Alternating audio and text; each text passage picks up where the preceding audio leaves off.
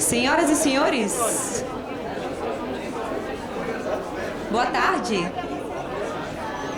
Senhoras e senhores, boa tarde. Muito obrigada, gente. Muito obrigada. Ar-condicionado? A gente já vai providenciar. Boa tarde, gente. Vocês estão aí se acomodando? Vou esperar vocês sentarem aí.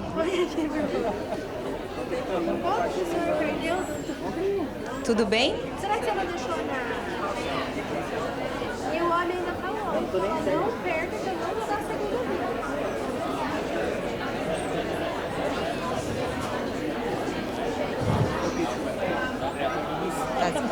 vez. Senhoras e senhores, boa tarde. Agora eu vou começar para valer, ok? Agradecemos a presença de todos e pedimos que coloquem seus celulares no modo silencioso para iniciarmos o painel Central 1.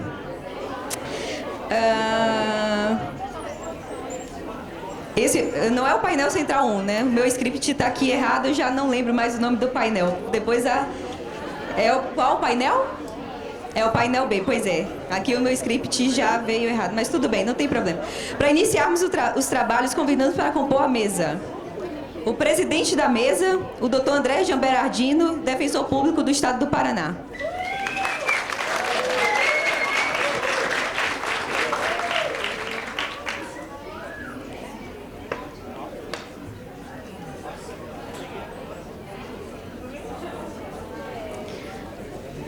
Chamo agora também o painelista Dr. Juarez Cirino dos Santos, presidente do Instituto de Criminologia e Política Criminal, coordenador e professor do curso de especialização em Direito Penal e Criminologia do Instituto de Criminologia e Política Criminal, conselheiro titular da Ordem dos Advogados do Brasil, Seção Paraná, gestão 2013-2015, diretor jurídico da Associação Paranaense dos Advogados Criminalistas, na gestão 2015-2017, advogado criminal no escritório Juarez Cirino dos Santos e advogados associados.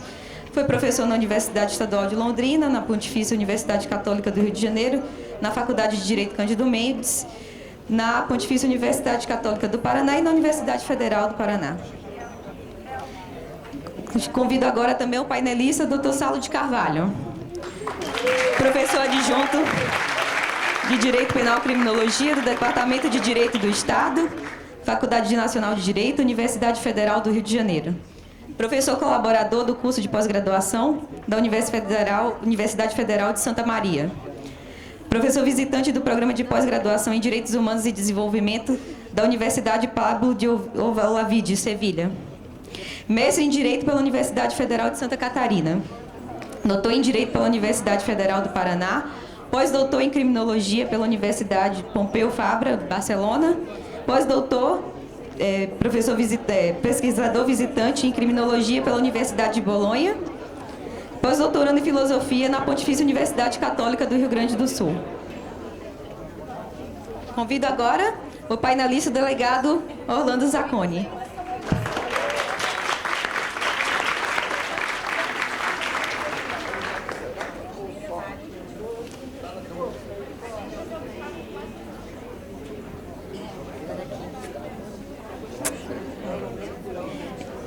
E, por fim, convoco aqui a mesa relatora dos trabalhos, a doutora Renata de Sucada, defensora pública do Estado do Paraná.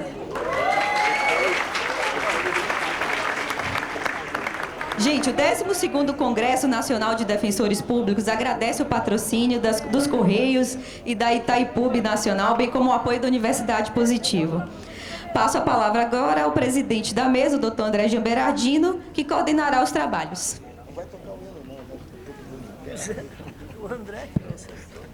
Boa tarde a todos.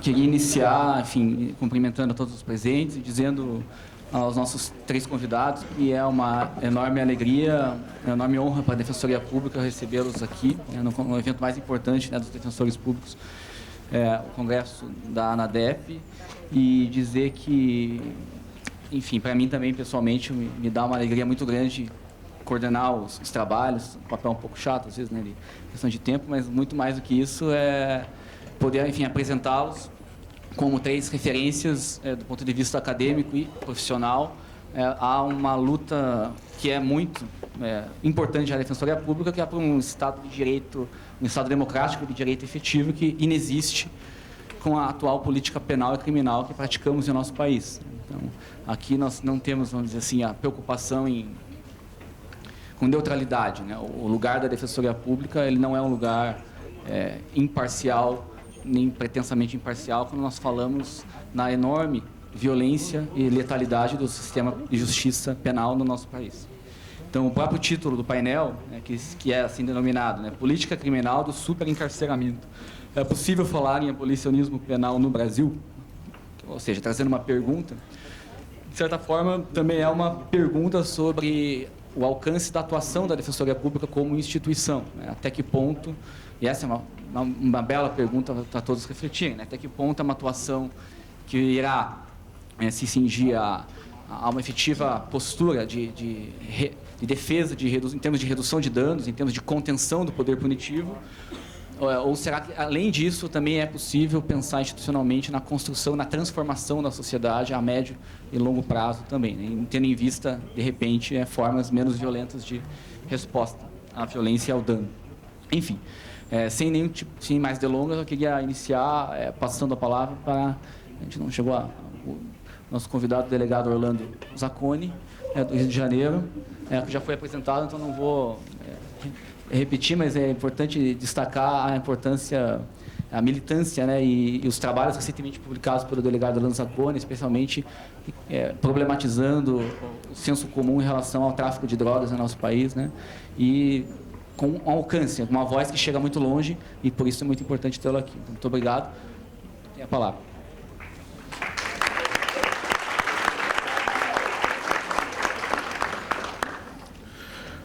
Bom, boa tarde a todos e a todas. Agradecer, né, o convite para estar aqui hoje, né, nesse momento importante. Estamos próximos do fim do mundo, né? Uma das previsões, né, apocalípticas de Nostradamus é a seguinte: no dia que um delegado de polícia for convidado a falar no Encontro Nacional dos Defensores Públicos sobre abolicionismo penal, o mundo estará chegando ao fim. Então, estamos próximos desse momento. Eu queria cumprimentar todos da mesa.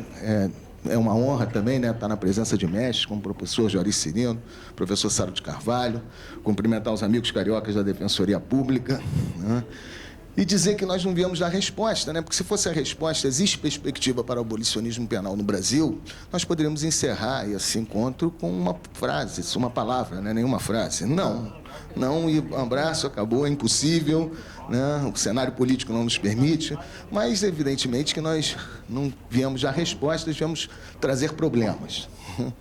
E o primeiro problema que eu queria trazer para vocês compartilhar é a própria visão que nós temos de abolicionismo penal enquanto uma proposta de política criminal que pode resolver as questões de desigualdade, né, produzidas, né, no sistema de justiça criminal, e nós temos a ideia, na verdade, que o sistema de justiça criminal produz as desigualdades.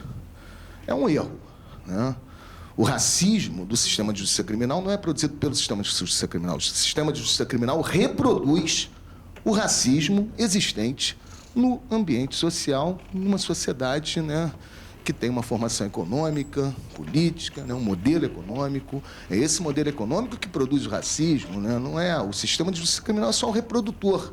Então, quando pensamos em abolicionismo penal como o fim desse sistema de justiça criminal, nós não podemos ter a ilusão de que isso vai ser o fim, né, das desigualdades, né, e de todos os problemas que nós contemplamos, seletivos, né, desse sistema de justiça criminal. Então, acho que a problematização que nós temos que fazer é muito maior, né, do que desse sistema. Muitas das vezes eu costumo até falar que podemos sair do sistema de justiça criminal e ficar numa coisa pior. Eu falo para os usuários de droga, né, que viram, né, e muitos que militam, né, estudando a lei de droga como algo que foi um avanço à atual lei de droga para o usuário, porque afastou a pena privativa de liberdade. Não sei se ficou melhor ou pior. Porque antes pagava uma fiança, ia lá, tinha uma defesa, agora tem uma justiça terapêutica, né? Não sei o que é melhor, né?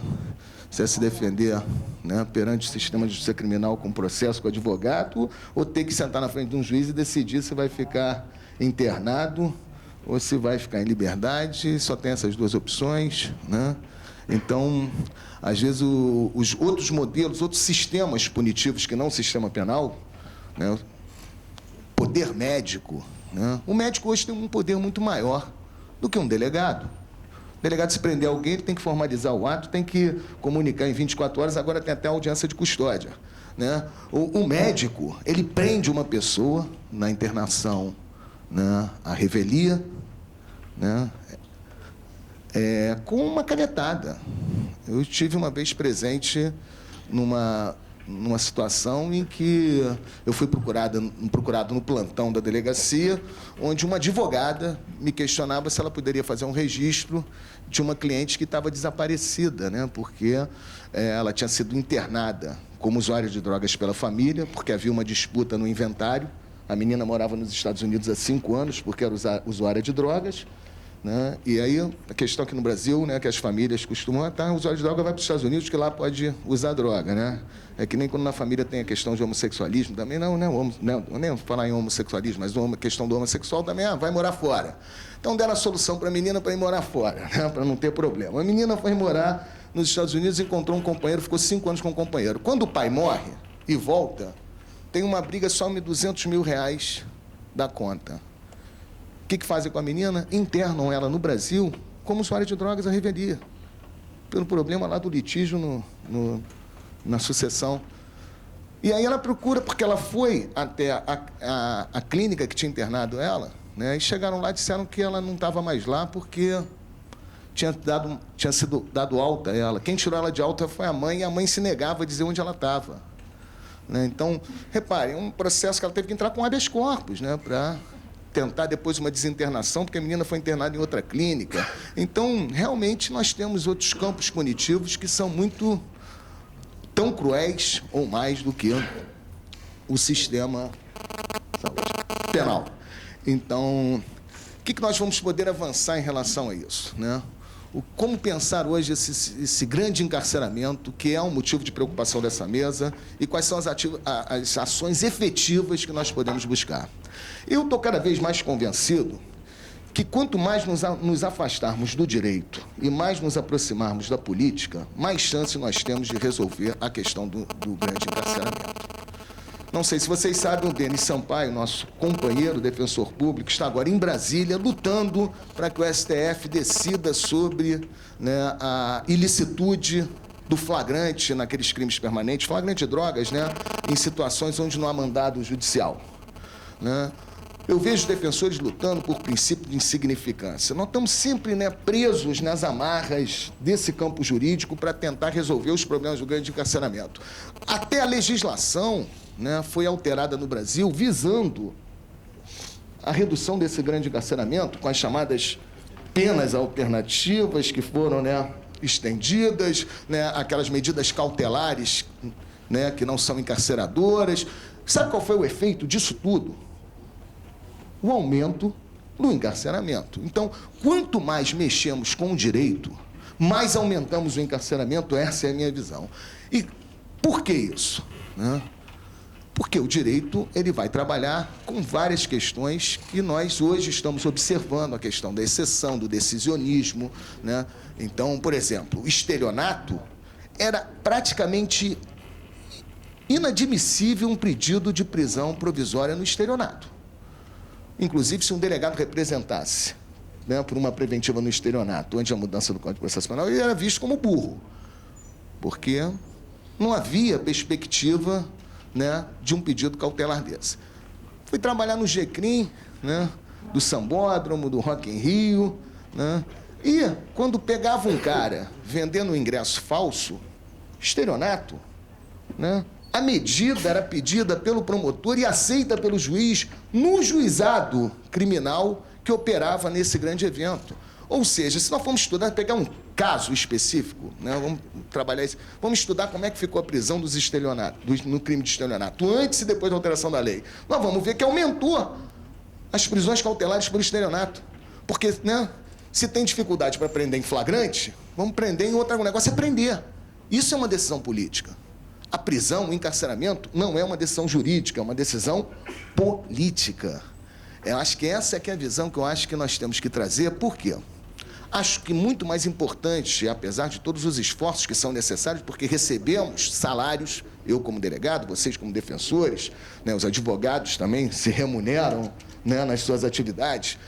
Usar o aparato jurídico para fazer contenção desse grande encarceramento faz parte de um jogo do qual nós participamos, que contempla salário, contempla, né, uma certa visibilidade, né, no exercício, na honra do exercício profissional, mas não vai resolver. O que pode resolver? Política.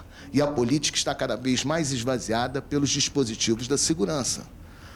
Pessoas do nosso campo, e mesmo nós mesmos, por esse dispositivo da segurança, acabamos acreditando que esse modelo punitivo pode trazer alguma coisa positiva para nós. Exemplo, meu amigo Marcelo Iuca, meu irmão, vítima, lógico, essa palavra fica até ruim de falar vítima, né? Mas sofreu lá uns disparos de arma de fogo, ficou numa cadeira de roda, sofreu uma violência urbana que deixou ele lá. Aí eu vejo no Facebook ele postando que tem que ser feita justiça no caso do garoto que tomou um tiro no Rio de Janeiro lá, que a delegacia de homicídios, no inquérito, relatou sem indiciá-lo porque reconheceu, né, erro na execução em legítima defesa. É pela primeira vez aquilo que o Saulo de Carvalho já nos colocou, né, do garantismo de ocasião. Né? Nós vamos correr o mundo, né, correr os processos no Brasil, nós não vamos ver jurisprudência sobre erro na execução. Vocês só vão ver. Eu fiz um.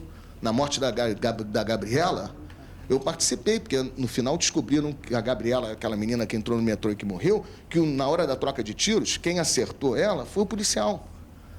Né? Mas é verdade, vem cá, quando nós estudamos erro na execução, ele não existe enquanto um instituto. Não é possível que um policial, quando troca tiros, né, num ambiente, ele venha, por erro na execução, acertar um terceiro inocente, essa pessoa venha morrer. E qual é a decisão que isso tudo vai ter no curso, no instituto, né, do meu querido professor Juarez Cirino? Né? Afasta o crime, gente. E, né, consideramos como se ele tivesse acertado aquele que ele queria acertar, se ele estava em legítima defesa. Agora, quando se coloca isso para um policial, todo o campo, né, progressista se volta contra e pede a punição do policial como modelo de justiça.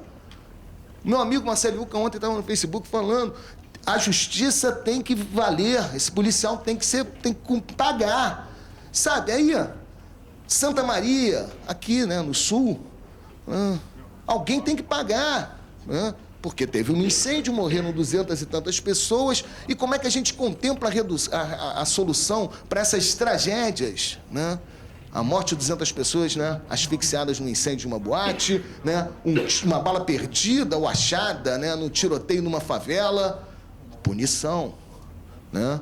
Vamos ter que punir o artista que acendeu lá, o sinaleiro, o dono da boate. Quem é que vai trabalhar política nesses casos? Ninguém, porque o dispositivo da segurança, como diz o Jorge Agamben, oculta a política. Né? E esses dispositivos, quando são acionados, nós vamos pensar simplesmente que vamos resolver o problema da insegurança das casas de show, né, punindo, né, o músico e o dono da boate, punindo o policial. E aí qual é o efeito disso? Se oculta a responsabilidade do Estado, que não fiscaliza as casas de show, que não traz fiscalização nenhuma de toda... E nós sabemos como funciona, né, esse sistema de fiscalização no Brasil, né? Todos os problemas que ele tem, mas tudo isso é esquecido. Isso não faz parte do problema. No caso da bala do policial que acertou um menino no meio de um tiroteio, ninguém vai dizer que nós vivemos hoje um Estado que tem uma política criminal com derramamento de sangue, uma política de Estado. Né? A conta-gotas mata 8 pessoas no Brasil. 8 pessoas no Brasil são mortas a partir de ações policiais. E como vamos resolver esse problema? Né? Por dia. 8 por dia. Como vamos resolver esse problema? Prendendo policiais. Olha que maravilha, é tudo que o Estado quer. Né? É uma máquina reprodutora, hein? Sim, mas a desmilitarização da PM não acaba com essa guerra. Porque hoje as polícias civis e federais, a federal e as civis, estão muito mais militarizadas do que a PM. A desmilitarização da PM é um marco para você dar um pouquinho de ar para o soldado, para o recruta, né? para quem está na base ali da PM, que vive um estatuto absurdo, né, que impõe a eles crimes que nós não cometemos. O STF decidiu recentemente, né, que aquele crime de fazer sexo em instalação militar é constitucional, né? Então isso serve para isso, mas a militarização da segurança pública é um tema muito mais amplo do que o fim da PM. Porque ela, primeiro, que é um tema transnacional. A forma de operar das polícias está militarizada no mundo inteiro. A forma como reprime manifestações na Espanha é a mesma forma como se reprime manifestações no Brasil, militarizada, né? E a gente tem que parar de ficar iludido com o canto das sereias. Esse armamento dito não letal chegou ao Brasil através de um discurso humanista. Vamos diminuir a violência policial com bala de borracha, né, bomba de gás. Bom, onde a polícia vai para enfrentamento com armamento de fogo, ela continua indo com fuzil, porque o policial não é maluco de ir para um local onde vai ter enfrentamento com arma de fogo com bala de borracha. Então, onde que a bala de borracha, as bombas de efeito moral, né, os tasers vão ser utilizados? Aonde não tem armamento de fogo, nas manifestações, nos estádios de futebol. Então, na verdade, esses armamentos não letais ampliaram o poder de força do Estado, não reduziram. Então, a gente tem que começar... Como é que a gente vai, então, ver a perspectiva do abolicionismo penal no Brasil? Primeiro, a partir de nós mesmos, porque é muito mais fácil nós vermos o punitivismo no outro. O Juarez Cirino, o Saulo de Carvalho estavam comigo no encontro agora que teve no Rio de Janeiro, das associações, da Associação Latino-Americana, ALPEC, de Penal e Criminologia. Me sento representante do Ministério da Justiça na mesa e começa a falar do punitivismo do Congresso. Porque é muito cara dura, né? No momento em que o Ministério da Justiça está colocando um projeto de criminalização do terrorismo, que está sendo gestado dentro do Ministério da Justiça, vai falar do punitivismo do Congresso? Você está entendendo? Será que ele esqueceu que foi no Ministério da Justiça que se reuniram os secretários de segurança para tramar, né, todas as formas ardilosas de repressão às manifestações em 2013? Esquece, porque é muito mais fácil ver o punitivismo no outro. Então, primeira coisa, vamos contemplar, primeiro, um olhar para o nosso punitivismo, né? O Rusman, que é um grande abolicionista, né, Luke Rusman, ele dizia que o abolicionismo tem que começar nas nossas relações privadas. Eu mesmo tenho que olhar para mim, cara. Quando meu filho está lá, falei com o Saulo, né, no videogame, falou, ó, desliga esse negócio aí e vem comer. Já falei para desligar esse bagulho e vem comer. Desliga o bagulho e tá de castigo no quarto preso. Porra, aí tá preso, né? E ainda tem a questão do tempo, que o Pachucanes fala, do tempo do encarceramento, que nós utilizamos nos castigos domésticos também. Aí a mãe é sempre mais sensível, né? Pô, já deu tempo. Não, ainda não deu tempo, não. Mais um pouquinho. Você tá entendendo? Então, primeiro nós temos que contemplar o que nós temos de punitivistas. Depois nós temos que fazer uma certa contenção desse punitivismo nas nossas instituições. Na minha é muito mais difícil do que na de vocês. Então, quando eu vou a São Paulo e que eu vejo todo um discurso das vítimas dessa violência, né, a partir de ações policiais, as Mães de Maio, pedindo à Defensoria que atue, né, ali, né, na criminalização dos policiais, exercendo, né, a função ali, né, de auxiliar do Ministério Público, pelo amor de Deus, né? Vocês estão entendendo o que nós estamos falando? Né? Vamos fechar com o Ministério Público nesse projeto? Está fechado? Vamos tirar eles, aí vamos ficar nós punindo, buscando a punição dos policiais? Eu não acredito que a punição de policiais contemple redução da violência policial no Brasil. Por quê? Porque a punição de nenhum crime contempla a redução de índices criminais. Quanto mais pessoas são presas no tráfico de drogas, mais os índices de tráfico de drogas crescem, mais quanto mais pessoas são presas no homicídio, porque o crime é um fato do ambiente social que deve ser contemplado nessas relações, né, sem contar os crimes que são construídos, né? Até o homicídio, o último crime que eu achava que não era construído, que ainda tinha esperança de existir na natureza, era o homicídio. Mas quando eu fui para o doutorado e estudei os autos de resistência, eu vi que nem o homicídio está na natureza e na lei, né? Porque todos são contemplados pela legítima defesa, né? Essa mesma legítima defesa, né, que muitas das vezes está sendo esquecida, né, mas é uma construção, uma legítima defesa também. Ela não existe na realidade, ela existe como uma construção. As decisões dos promotores acerca do arquivamento dos autos de resistência são decisões políticas. Legítima defesa no arquivamento do auto de resistência é quem morreu, folha de antecedentes criminais, o fato. Os promotores falam isso, está lá na pesquisa, né, que o fato ocorreu em comunidade favelada, onde constantemente tem troca de tiros entre a polícia e criminosos. Então, se é dentro da favela que a polícia mata, ela está muito mais legitimada a matar de acordo com a decisão dos promotores. Se quem morreu, né, tem uma folha de antecedentes criminais, e se não tiver uma folha de antecedentes criminais, se chama na delegacia o parente para fazer um inventário moral. Ele sempre deu trabalho. Eu li lá depoimentos familiares, né? Ele estudou em colégio interno, no Padre Severino, né, fazendo referência, né, a chamado Instituto Educacional, né, do Degaze lá no Rio.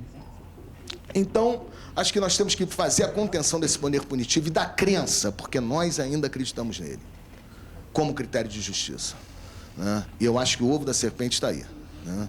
Porque quando a gente contempla alguma esperança no poder punitivo, né? Agora, temos outros problemas também. Quando se fala em abolicionismo penal, se fala no fim do sistema de justiça criminal com todas as suas agências. Como é que eu vou viver? Eu estou ferrado, né? O salário desaparece, vou para onde? Então, como vai ser? Temos também que fazer uma crítica nas nossas atividades. Nós vivemos um pouco, né, dessa tragédia. Nós vivemos um pouco desse grande encarceramento, tanto a partir do reforço que as nossas instituições recebem, né, a partir desses dados. Então, temos que ter coragem de rompermos um pouco com isso, sairmos um pouco do corporativismo, né? Hoje eu defendo coisa que, né, só para encerrar, né, porque o garantismo penal hoje virou uma coisa medonha. Os delegados de polícia no Rio de Janeiro se reúnem num congresso garantista, né? O cara que queria prender, o delegado que queria prender a mulher do Amarildo e queria construir o Amarildo como traficante, é o mais garantista de todos, né? É fácil ser garantista, né? Porque se constrói um discurso que você pode excepcionar no momento das suas decisões. Então, acho, né, e também tem um garantismo de ocasião, que ele acaba sendo, né, utilizado somente para alguns casos, para alguns tipos, né, de processos criminais, né? Então, acho que temos que pensar, né, um pouco em como que podemos fazer uma construção política de resistência ao poder punitivo, não jurídica.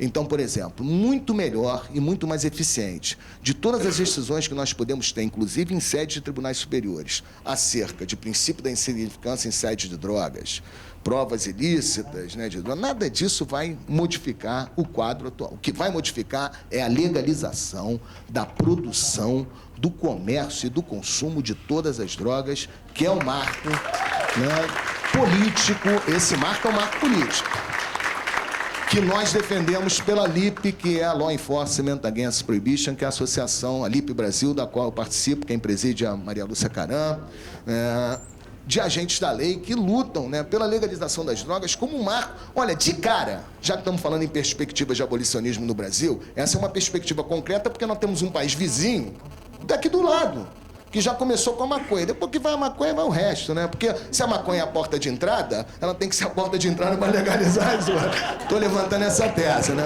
Daqui a porta de entrada, que seja a porta de entrada para a legalização de todas as outras. Então temos um país aqui vizinho, né? Aí ficamos confusos, né? Porque estamos lá no STF discutindo a possibilidade do Brasil descriminalizar o consumo. Isso é ridículo. Eu não vou. Vergonha própria e vergonha alheia também, porque só o Brasil e a Venezuela que ainda criminalizam o consumo de drogas. Só 2 países, né? 2. Venezuela e Brasil. Colômbia, Paraguai, Uruguai, Chile, Argentina. Todos. Não existe. No Uruguai nunca foi crime o porte de droga para uso próprio. Quer dizer, nós estamos num atraso histórico, mas ficamos com vergonha de sair para o discurso. Por quê? Bom, se a minha instituição botar, vamos supor, hipoteticamente, se a Defensoria Pública defender como tese do seu Congresso, né, a legalização da produção, do comércio e do consumo de todas as drogas, pô, vamos ficar mal na fita, né? Porque a sociedade ainda não está entendendo isso. Então, nós temos que ir junto da sociedade. Isso é o grande perigo, Né? Esse é o grande perigo. Né? Acho que a gente tem que ter a coragem política de enfrentarmos os desafios para avançarmos nessas questões. Porque, senão, nós vamos trabalhar num campo de uma hipocrisia muito grande, onde o nosso garantismo penal vai servir para dar aula em concurso, porque no meu concurso para delegado foi super garantista. Uma das questões da prova é se delegado poderia deixar de aplicar uma lei por considerar inconstitucional. Sabe qual era a resposta do concurso? Podia. Vai fazer. Né? Então, nós temos que sair desse campo acadêmico e, de uma certa forma, né, que às vezes nós nos colocamos, né, nesse campo, né, que é o mercado também, né, e saímos por efetivamente abraçarmos essas bandeiras como bandeiras reais, concretas, de uma necessidade urgente para a redução da desigualdade no Brasil. Né? A desigualdade no Brasil ela não se dá só através do acesso aos bens positivos. Não é só patrimônio, honra, dignidade, escolaridade. Não. Os bens negativos, o Foucault fala isso, se a delinquência é um bem negativo, ele é distribuído de forma muito desigual. Vocês sabem disso melhor do que eu. Né? Ou tanto quanto eu, né? Porque eu também estou na porta de entrada. Né? Mas precisamos, então, assumir, né, de uma forma mais efetiva, política, né, o discurso da descriminalização e da legalização, não só a descriminalização com a legalização da produção dessas drogas feitas ilícitas hoje, que é o grande carro-chefe desse encarceramento. Isso não vai acabar, conforme eu falei no início da palestra, né, isso não vai acabar com a desigualdade no Brasil. Né? E eu costumo ter esse debate, às vezes, com o movimento negro, que eles falam, não, o negócio não é droga, não, o negócio é o racismo. Concordo, mas a forma como o racismo opera hoje, a forma como o racismo operava na escravidão, é totalmente diferente. Então, por que hoje ainda existe racismo, nós vamos dizer que o fim da escravidão não foi nenhum avanço? Claro que foi. E a legalização das drogas será um grande avanço, não vai acabar com as desigualdades? Claro que não, nós vamos estar em outra linha de frente. Né? Aí não podemos também ficar, né, nessa coisa, mas isso aí tem interesses capitalistas. Claro que tem. Ué, é mercadoria. Mas o fim da escravidão também foi um interesse capitalista. Aliás, um dos grandes interesses capitalistas foi o fim da escravidão. E aí, vamos dizer que então não foi uma conquista comemorável, né, porque havia interesse capitalista? Isso é besteira. Nós temos que largar. Isso tudo é para tentar, né, nos segurar, né, na nossa insegurança. Né? Segurar na insegurança. Né? Então, não podemos ficar inseguros, que fazemos a crítica da sociedade do risco, mas não podemos ficar na insegurança. Olha, se agirmos assim, a nossa instituição pode enfraquecer, meu salário pode diminuir, nós temos que superar, né, esses medos. É isso. Obrigado.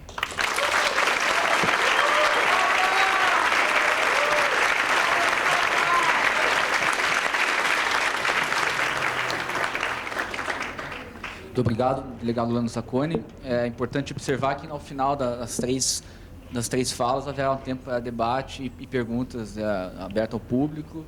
E, desde logo, imediatamente passa a palavra, enfim, ao professor Saulo de Carvalho, que recebemos também com muita alegria, que tem, além de toda a sua conhecidíssima importância na discussão da criminologia crítica no Brasil, tem também contribuído imensamente com a crítica do ensino jurídico no Brasil, né, a formação dos profissionais do direito, e transitado por marcos teóricos muito complexos, sofisticados, que tem, enfim, hoje no Rio de Janeiro, né, nos trazido muitos avanços. Obrigado pela presença. Eu que agradeço, André. Boa tarde a todos e a todas. Quero agradecer à Defensoria, em nome da pessoa do André, pelo convite. É um prazer enorme estar aqui e se tem um lugar onde o nosso discurso é receptivo, né? Não existe outra plateia mais receptiva às nossas discussões. Por isso, acho que dá para a gente dar um passo a mais, né? Porque senão a gente vai ficar numa zona de conforto aqui, que a questão é problematizar, né? O tema que foi sugerido, política criminal do superencarceramento, é possível falar em abolicionismo penal no Brasil? Eu iniciaria com uma resposta um pouco diferente da do meu amigo Sacconi, embora concorde em muito com ele. Algumas questões eu não diria que eu tenho discordâncias, mas acho que a gente pode problematizar mais. Eu acho que não é possível, eu acho que é necessário falar em abolicionismo penal no Brasil hoje, exatamente por força desse superencarceramento. E a minha fala eu vou tentar demonstrar um pouco isso, né, a partir de isso. a partir de um caso, né, que é o caso dos substitutivos penais no Brasil. Em 1985, esse professor que está aqui ao meu lado, o professor Joercilino dos Santos, publicou um livro chamado Direito Penal, a Nova Parte Geral, pela editora Forense, que eu só tenho uma cópia em xerox, professor, mas ainda muito surrada lá, porque eu não encontrei ainda um exemplar do livro. Aliás, tive um ímpeto de furto na biblioteca do professor Barata, lá sob tutela do professor Pavarini em Bolonha, porque tinham 2 exemplares lá. Eu fiquei muito tentado a levar um, né, mas respeitei Vamos ver se resolvemos. Mas o professor Joercilino dos Santos... Sem necessidade de furto. O professor Joercilino dos Santos, lá em 85, analisando o projeto de reforma, chamava a atenção exatamente disso que Orlando tocou, né? De como as medidas de descarcerização, porque a grande questão era a descarcerização na época, a gente nem falava ainda em substitutivos processuais, como essas medidas acabam gerando um reforço do arquipélago carcerário a partir da tese do Foucault e tese que a criminologia crítica da década de 70 já trabalhava bastante. Então, a minha ideia é trabalhar a partir desse marco, fazendo um estudo de caso sobre a questão dos substitutivos no Brasil, para a gente pensar em como ultrapassar e quais as alternativas possíveis em termos de práticas abolicionistas. Porque o abolicionismo não existe. Nós temos inúmeros discursos abolicionistas de várias direções, em várias perspectivas. É um discurso abolicionista lutar pela abolição da pena de morte ainda no mundo. Nesse aspecto, a Anistia Internacional tem uma política abolicionista, porque nem todos os países e nem todos os estados dentro de determinados países, né, aboliram a pena de morte. O Brasil é um país que parcialmente aboliu a pena de morte, porque na Constituição ainda está previsto, né, nós somos considerados como parcialmente abolicionistas em relação à pena de morte pelos organismos internacionais. Então tem vários âmbitos desse discurso abolicionista, né, e várias políticas. Algumas, creio que bastante possíveis e muito palpáveis, que a gente pode reforçar, inclusive com algumas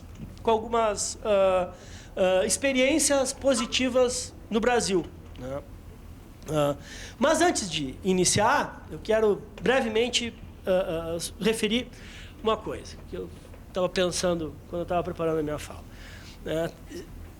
Nós vivemos num momento político e numa sociedade embriagada pelo punitivismo, né? Nós vivemos numa cultura punitivista, né?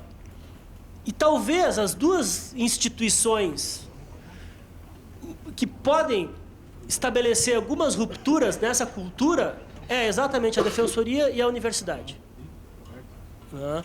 Se eu vejo como as 2 maiores potencialidades de criar essas rupturas. Mas essas rupturas, elas têm que ser em todos os níveis, como o Orlando estava referindo. Então, para provocar bastante, não querendo ser descortês com o convite, né, eu acho que essa mesa está muito masculina, né? E eu acho que essa plateia está muito branca, né? Então, eu falo isso porque essa semana na Universidade Federal do Rio de Janeiro, né, ia cometer um ato falho aqui, a gente estava discutindo exatamente isso e eu disse, olha, acho que a universidade como instituição, e só a universidade pública pode fazer isso, é adotar determinadas posições que rompam, né? Então não vai entrar nem mais nenhum professor homem enquanto a gente não tiver paridade de gênero. Não vai entrar nenhum professor homem branco enquanto a gente não tiver paridade de raça. Acho que seria, junto com uma manifestação em relação à legalização da produção, comércio e distribuição, acho que tem que vir de instituição. Se não vier esse tipo de posicionamento, se não vier da Defensoria, se não vier da universidade, gente, não vem de outro lugar nenhum. Então essa questão do medo, acho que nós somos os que mais levamos porrada no dia a dia. Professores e defensores, né? Públicos e privados. Mais os públicos, né? Em ambas as instituições. Se não vier de nós, né? Então assim, fica o meu, não querendo ser descortês com o convite, logicamente, mas gostaria de pontuar isso antes de começar. Eu vou falar de pé porque eu quero, senão eu não consigo ver o que eu preparei. Esses dados são conhecidos, né? E não vou explorá-los muito porque vocês operam diariamente, né, com eles, assim como eu, nas minhas investigações. Mas nós saímos de 94 com 87,87 presos por 100 mil habitantes do Brasil e chegamos em 2012 com 287. Nós já estamos em 300. Isso, segundo o último censo penitenciário, que o Renato, colega de vocês, na presidência do DEPEN, apresentou agora, hoje está sendo lançado o Infopem Mulheres, inclusive, em Brasília. Né? Foi apresentado 2 meses atrás. Os dados de 2014, primeiro semestre, nós teríamos, no Brasil, 607 mil presos. Contra 140 de 94. Né? Então, assim, me dá náusea quando eu ouço esse discurso da impunidade. Né? Bem ou mal, os colegas do Zaconi estão prendendo. Eu acho que mal, acho que muito mal, mas estão prendendo. Bem ou mal, os promotores estão denunciando. Acho que denunciando muito mal. Né? Eu acho que a qualidade a quantidade e a qualidade do nosso encarceramento ela é péssima. Mas, querendo ou não, uma coisa que não dá para falar no Brasil é em anomia, é em impunidade. Né? Esse é um discurso que traduz uma vontade de se tornar algo realidade. É um desejo. Né? Porque a realidade nos diz outra coisa. Agora, o que eu queria começar, porque esses dados são conhecidos, é dizer o seguinte: esse número é falso. Nós não temos hoje 640 mil pessoas, conforme semana passada o Renato, a gente fez um painel no Congresso da OPEC no Rio, ele projetava. Nós não temos. Por quê? Porque esse é um número estático. Esse é um número congelado de uma data que foi informado. Nós não temos consciência hoje, e o Renato até disse que vai tentar incluir nos próximos gráficos do DEPEN, nós não temos uma projeção da população dinâmica do sistema carcerário. O que isso significa? A gente não tem ideia de quantas pessoas circulam ano pelo sistema carcerário. Isso aqui é o último dia do semestre. Então, o caso do sujeito que a gente lida todo dia, que foi preso em flagrante, em março, o flagrante virou uma preventiva, ele ficou 3 meses encarcerado, isso produziu um impacto violento na família, na vida pessoal dele, no ambiente de trabalho, ou seja, gerou toda uma rede direta e indireta de encarceramento com impactos profundos, desde o aspecto social, econômico até o emocional, isso não aparece. E pensem, quando a gente tem 40% da nossa população encarcerada e presos provisórios, tentem dimensionar o que isso significa em população que circula pelas prisões ano. O nosso mestre, professor Pavarini, que junto com o André tem um dos melhores livros de execução penal disponíveis hoje, quer dizer, não está tão disponível, né, mas que é possível encontrar, né, Teoria da Pena e Execução Penal, aliás, junto com outro livro do colega de vocês também, o Rodrigo Roig, da Defensoria do Rio, inclusive indicado entre os 10 do Prêmio Jabuti esse ano, é um orgulho para vocês, né, terem essa indicação. Né, eu me perdi no que eu estava falando, mas voltando. Sim, o professor Pavarini criou uma ferramenta de análise tentando projetar o que seria a população dinâmica na Europa. Porque isso é uma falha dos dados também, não é só nossa, não é uma carência só nossa. Claro, ele estava pensando na Itália quando fez esse estudo, quando fez essa projeção e pensando no cenário europeu. Segundo ele, é possível pensar que a população dinâmica na Europa, em especial na Itália, seja o dobro da população estática. Eu acho que seríamos muito generosos se aplicássemos esse número no Brasil. Mas sejamos generosos. Sendo generosos, nós temos hoje, pela projeção de 650 mil pessoas encarceradas, nós temos 1.300.000 pessoas circulando pelos nossos presídios ano. Isso é algo impensável em termos de impacto social. Né? Por isso que não é possível, é necessário falar em abolicionismo. E falar em abolicionismos, um abolicionismo é esse que o Orlando tocou e que é uma das nossas bandeiras de luta há muitos anos, que é da descriminalização das drogas. Postei hoje, né, uma reportagem do ano passado, né, do Uruguai, né, o resultado da descriminalização no Uruguai no primeiro ano foi que não morreu ninguém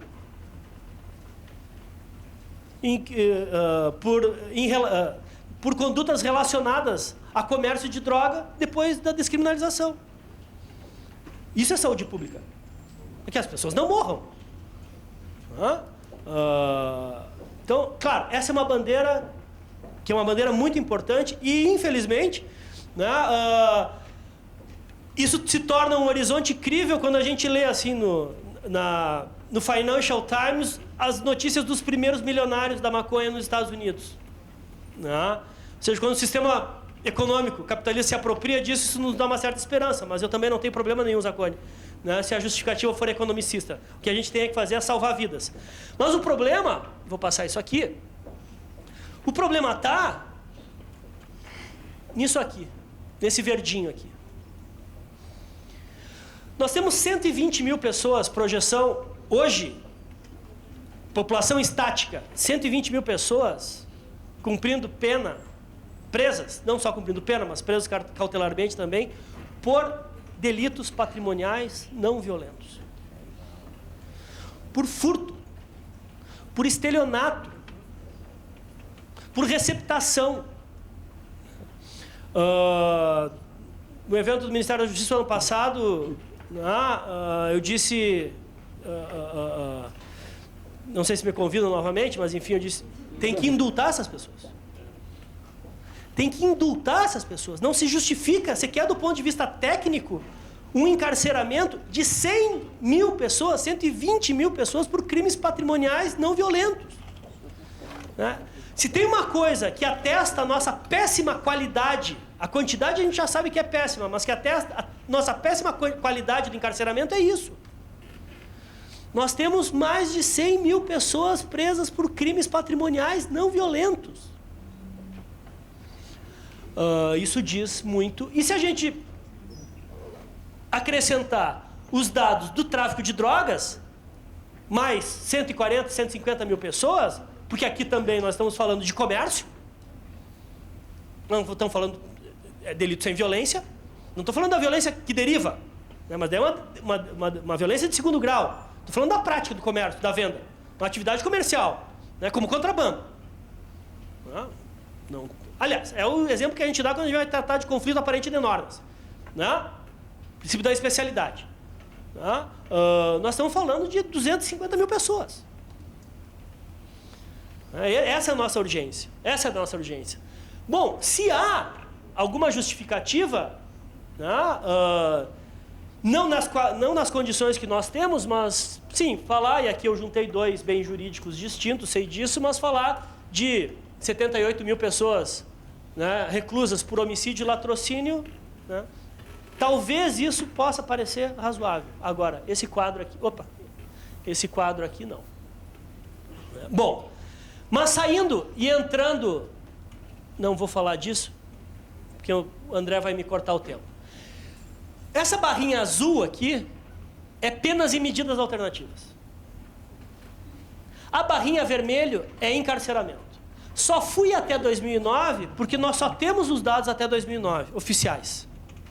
Tá? Inclusive, essa foi uma das reclamações que eu fiz também para o Devito semana passada. Nós temos que ter, é dificílimo, né, ter esses dados, nós temos que ter os dados das penas e medidas alternativas no Brasil para a gente ter uma ideia da rede que a gente construiu.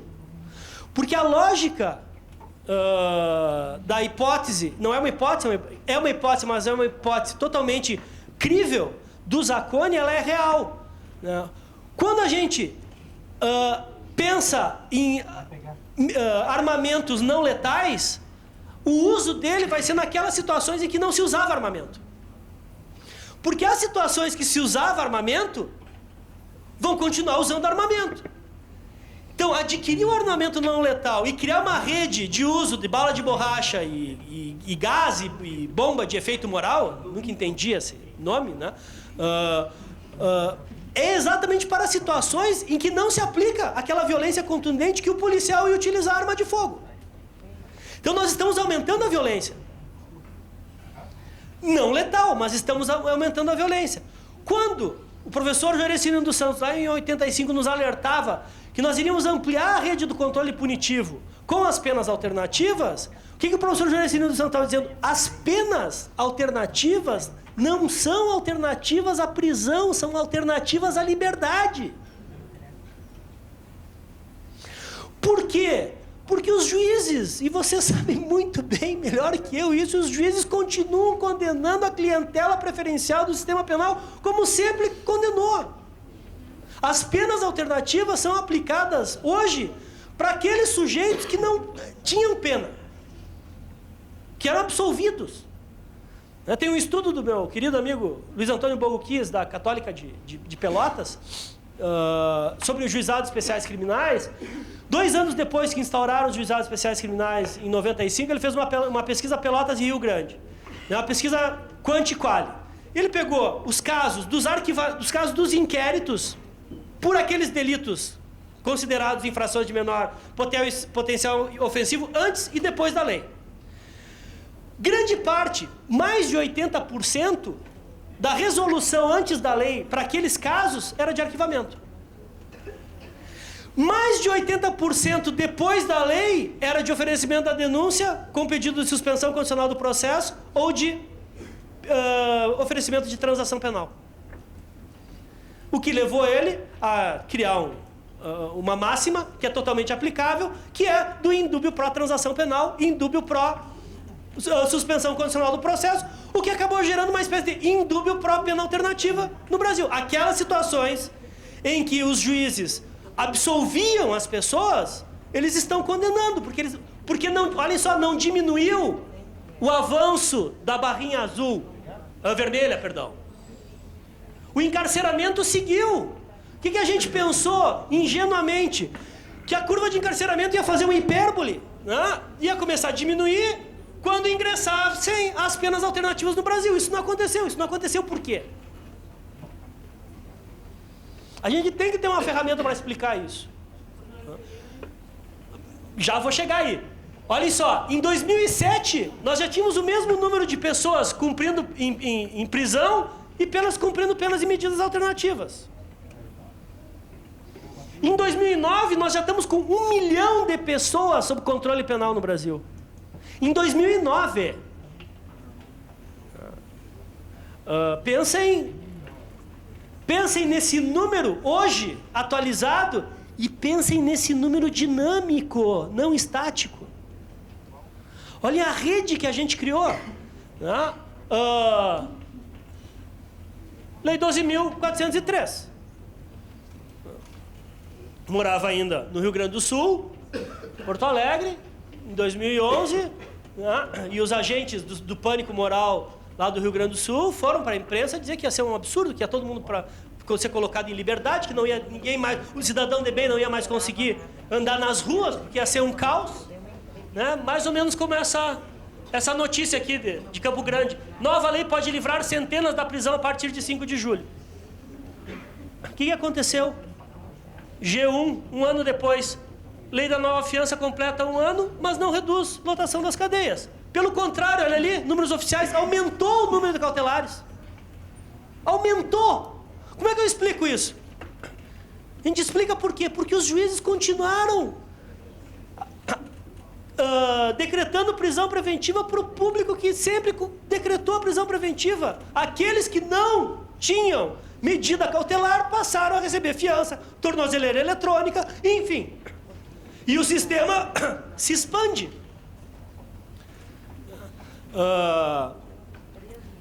Claro, tem um agente aqui que é um agente central no nosso punitivismo, que é o Poder Judiciário. Esse é o agente central. Que é aquele agente que talvez pudesse criar algumas ferramentas e algumas barreiras de contenção. Né? Mas nessa cultura punitivista, o nosso próprio judiciário acabou, né, se encantando por esse discurso, e aquele papel que, em algum momento, né, talvez não por ideologia, mas mais por uma questão política mesmo, né, conseguia conter algumas atitudes, hoje abre os braços para esse discurso, né, ao ponto de nós ao ponto de nós termos desilusões que são enormes, assim, de ver o ministro Fachin defender uma lei, né, de um projeto de lei aqui do senador aqui do Paraná, pedindo o fim da prescrição. Todos vocês leram o artigo na Folha de São Paulo. Todos vocês leram o artigo na Folha de São Paulo. Tá? Isso torna muito problemático a nossa atuação. A questão é o que fazer. Bom, isso aqui é um dado que o André e o Pavarini trazem, lá no Teoria da Pena e Execução Penal, mas tem dados mais atualizados anualmente pelo Fórum Brasileiro de Segurança Pública, que demonstra que, em concreto, as penas aumentaram. Ou seja, tudo aquilo que a gente sempre direcionou nossas baterias ao Legislativo, né, e para nós juristas isso é muito fácil, dizer que o problema é do Legislativo, não, o problema é nosso, dos operadores do direito. Olha só, até 4 anos penas, em 85, 32% diminui, 95 em 2010. Penas entre 4 e 8 anos, em 85, 30% se mantém. Penas acima de 8 anos, olha aqui, 85 e amplia.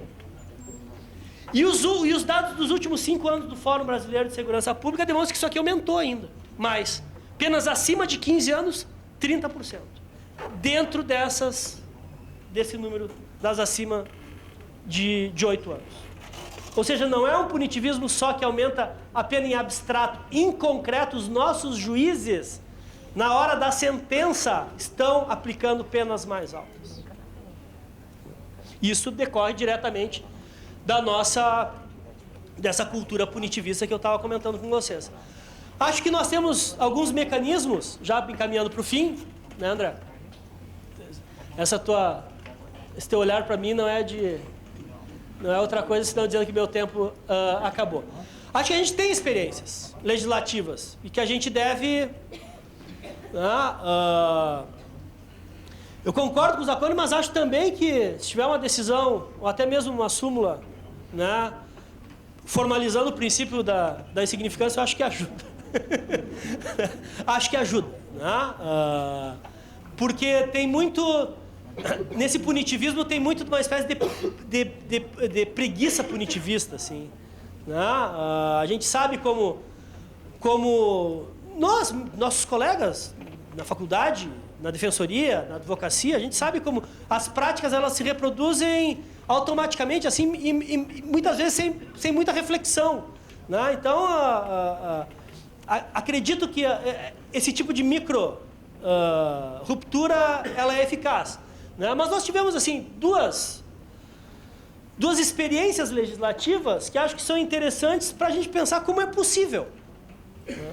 Num judiciário que é cada vez mais punitivista, acho que uma das formas eficazes de barrar é vedar expressamente encarceramento. Né? E nós só temos um dispositivo em toda a nossa legislação que primeiro não traz no preceito secundário pena privativa de liberdade, né? E estabelece a impossibilidade da prisão, né? Que é a lei de drogas, que é uma lei péssima, mas nesse aspecto, né, nos aponta uma direção legislativa que pode ser seguida. Eu queria ver uma alteração legislativa do artigo 155, né? Pena restritiva de direito. Não ter, subtrair para si ou para outra em coisa alheia imóvel. Pena restritiva de direito. Sem ter mínimo e máximo de pena privativa de liberdade ali. Que é a forma legal de constranger o judiciário, né, que vive dentro dessa cultura. Assim como, para mim, uma das grandes rupturas, isso sim é uma política abolicionista, né, que foi dada pela reforma psiquiátrica, por toda a luta dos psicólogos na reforma psiquiátrica, que é uma lei que a gente não domina muito.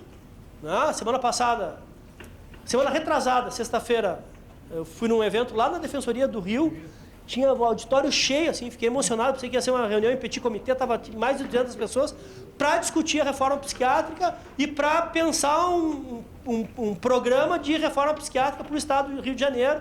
Né? Isso brotando desde dentro da Defensoria, acho que tem que pensar experiências como PAILI, PAIPJ, que joga essa discussão para fora do sistema punitivo. Né?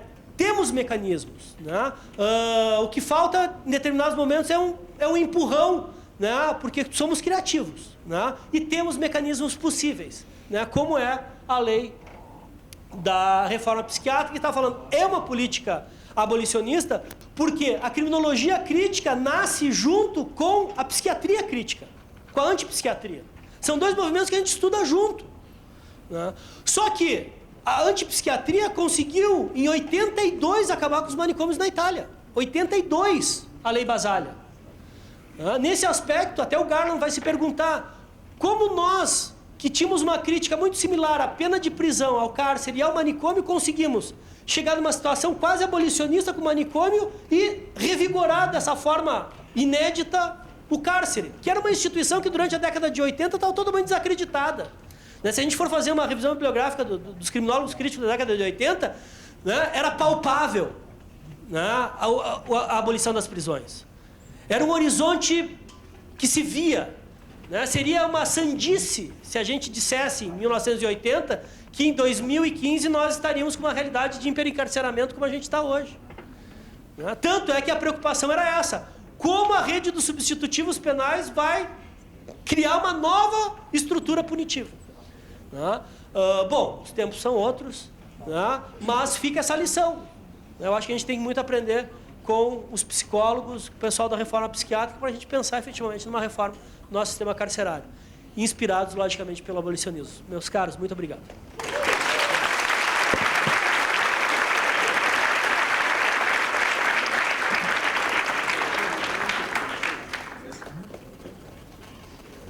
Agradecendo o professor Sala de Carvalho pela palestra. Imediatamente eu passo a palavra para o professor Juarez Serino dos Santos. Importante registrar a importância do professor Juarez Serino dos Santos no nosso estado. Graduado em Curitiba, de Curitiba, né? Na verdade do interior do Paraná, né?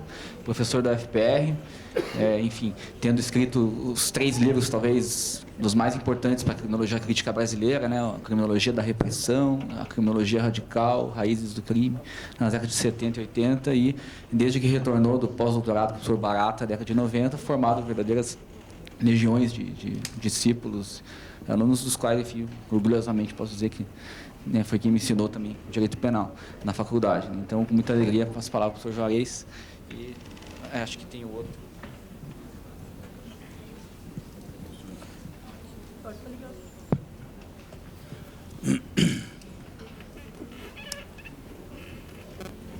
Meu queridíssimo André Giamberardino, que preside essa mesa. É uma grande alegria estar sentado numa mesa para proferir uma palestra presidida pelo André Giamberardino, porque eu fui professor do André na Faculdade de Direito, fui orientador de monografia, fui orientador também do mestrado. Não, participei da banca, isso, da banca. E tenho acompanhado a sua carreira, né, desde então, com grande alegria. Igualmente, estar aqui junto com os meus amigos, Sala de Carvalho, que eu conheci como estudante, também assistindo às palestras do Hamilton, né? E depois acompanhei sua carreira acadêmica, brilhante, grande emoção, né? E o meu tão grande amigo Zaccone, né? Nosso querido Orlando Zaccone, que delegado de polícia extraordinário, né? Quem não gostaria de ter um inquérito presidido pelo Orlando Zaccone?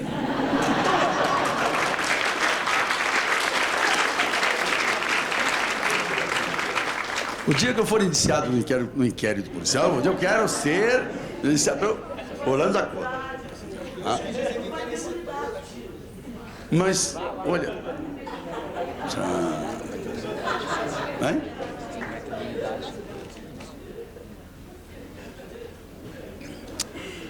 Será como for, eu preferia ele. Mas é um delegado abolicionista, né? Isso é uma raridade. Isso é uma raridade. E quanto aqui os defensores, né? Eu me sinto muito à vontade, muito em casa, falando para os defensores públicos, porque esse não é o primeiro congresso da Defensoria Pública do qual participo. Congressos locais, congressos nacionais, né? E sempre com grande alegria. Eu me sinto muito feliz por ter contribuído, de alguma forma, com a criação da Defensoria Pública no Paraná, ainda, evidentemente, muito insuficiente para as necessidades do Estado, mas muito qualificada e muito competente, quando, num discurso sobre... Aliás, o André estava nesse seminário promovido pelo governador Requião, sobre o sistema penitenciário. E eu falei que a Defensoria Pública no Paraná, que não tinha, era um grande investimento. O poder tinha que entender a Defensoria como um grande investimento. Um investimento não só no sentido econômico, porque representa uma redução de custos, porque eu estimava que 30% da população penitenciária, carcerária, estava lá porque não tinha defesa. Porque não tinha defesa, para lá, eram defendidos aí por advogados, enfim, que se esforçavam, mas não podiam competir com o discurso dos promotores de justiça e eram condenados. Porque o discurso é importante no processo, o discurso é extremamente importante, o discurso constitui o mundo, a realidade. E isto dava para pagar 2, 3 defensorias públicas com um efetivo igual ao Ministério Público. Por outro lado, é um investimento em direitos humanos, né? Isso era a coisa mais importante. E a partir daí é que surgiu o projeto de que resultou a Defensoria Pública, e eu me sinto muito feliz porque, de certa forma, estou na origem desse desencadeamento. E hoje vamos falar sobre a política criminal do superencarceramento. E com a pergunta, é possível falar de abolicionismo penal no Brasil? Ou então temos duas coisas aqui. Nós temos, em primeiro lugar, a política criminal que produz esse superencarceramento. Não vamos falar sobre superencarceramento, porque isso já está mais do que demonstrado. Temos um superencarceramento, temos um hiperencarceramento, temos um encarceramento crescente. Aliás, esse dado da realidade caminha em direção contrária a qualquer pretensão abolicionista. Eu sou muito pessimista neste ponto. E eu talvez tenha sido uma das primeiras pessoas a falar no Brasil em descriminalização, em despenalização, em desinstitucionalização. Muito antes de ter sido traduzido aquela entrevista do Luke Hussmann, né, falando, eu já estava falando disso, porque essa era uma proposta que vinha da criminologia crítica, que vinha dos textos do Barato, que apareceu, enfim, na criminologia radical. Mas quanto mais passa o tempo, mais eu compreendo a impossibilidade, quer dizer, do abolicionismo, porque o capitalismo, o capital não pode viver sem a prisão. Essas são as matrizes históricas da sociedade capitalista. Aliás, isso é o que dizia o Pavarini e o Melossi, naquele cárcere e fábrica, né? Mas o cárcere e a fábrica são as matrizes históricas da sociedade capitalista. E a fábrica não, quer dizer, a empresa não pode viver sem a prisão. O capital não pode viver sem a prisão. Sociedades desiguais não podem sobreviver sem a prisão. Quer dizer, esse é o grande problema. Esse é o grande problema. O problema não é a questão da prisão, é o problema da desigualdade social. Quer dizer, não se consegue, não é impossível. Quer dizer, a questão da criminalidade não é uma questão técnica ou jurídica, é uma questão política, que tem sua origem da desigualdade social. Bom, muito bem. Eu quero então começar falando sobre... Porque eu já me empolgo com essa coisa e acabo esquecendo o discurso, entende? Eu quero começar falando sobre a política. Eu já anotei o meu tempo aqui, não sei se vou seguir, porque já perdi 5 minutos. Mas, enfim, a política criminal do superencarceramento. Quer dizer, qual é essa política criminal? Nós temos temos novos e, sobretudo, velhos discursos, né? Temos um discurso tradicional. Política criminal é esse discurso, né? O Código Penal é uma política criminal legislada, né? Mas o que está aqui são os discursos punitivos, né? E esses discursos aparecem exatamente, o discurso tradicional, nessa proposta de retribuição, de prevenção especial, de prevenção geral. Quer dizer, esse é um discurso que está aí.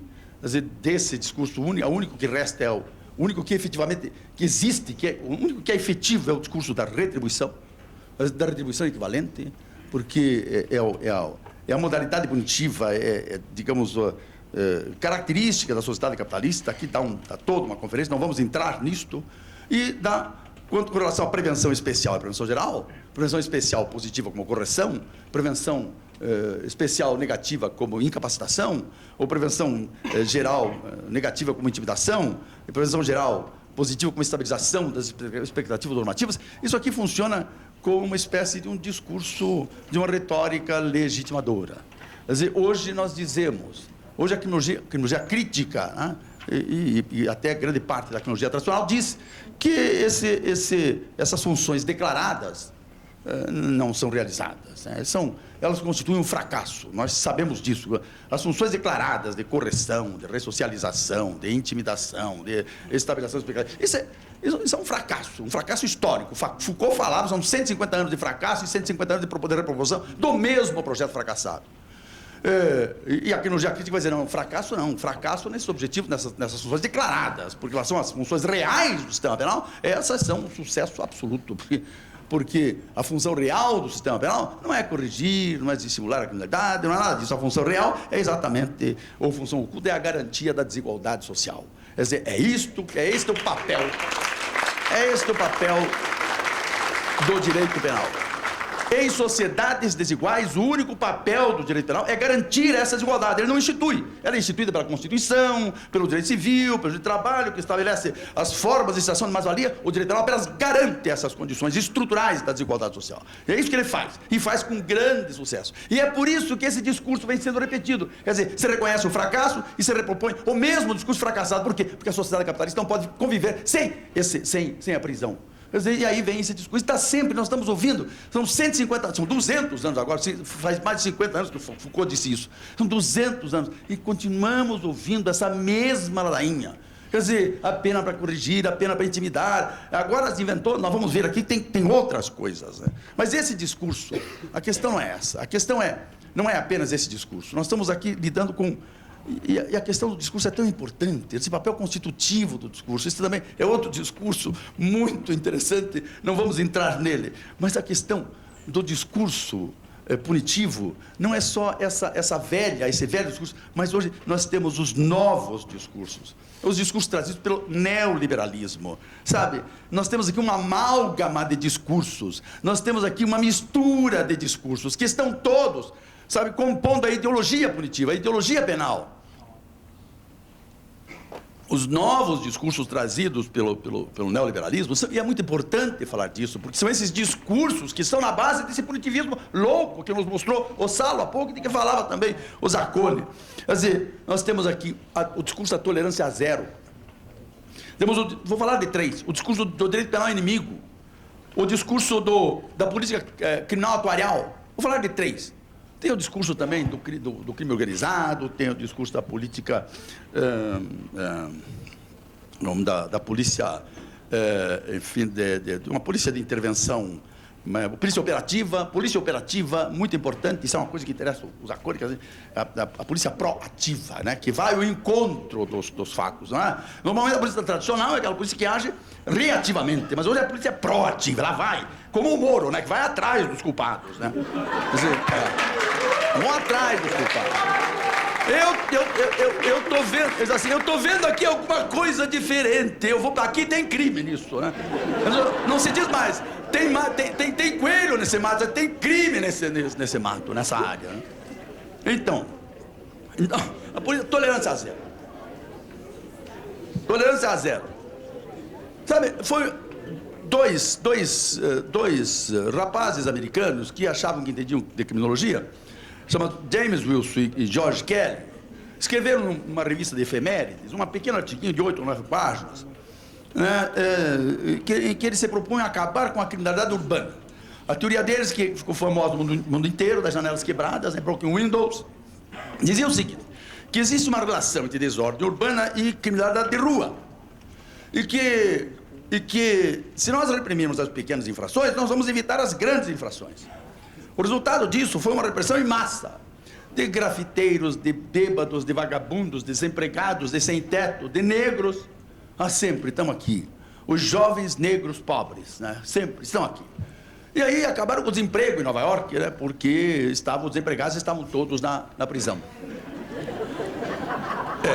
E uma propaganda massiva, né, de que nós conseguimos reduzir a criminalidade, não é? Desde que a gente não tenha limitações jurídicas ou problemas de limitações ideológicas.